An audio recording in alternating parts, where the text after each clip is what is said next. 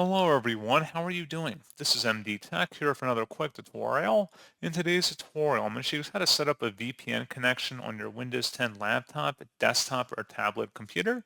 So this should hopefully be a pretty straightforward process here, guys. And without further ado, let's go ahead and jump right into it.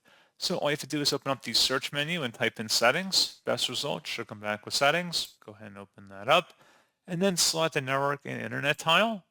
On the left panel, select VPN, and then under VPN at the top, select Add a VPN connection, and then follow through with the on-screen prompts just getting your VPN provider, connection name, and all this good stuff connected, and then you would select Save, and that's all you'd have to do. So pretty straightforward process on that, guys, and as always, thank you for watching. I do hope that was able to help you out, and I do look forward to catching you all in the next tutorial. Goodbye.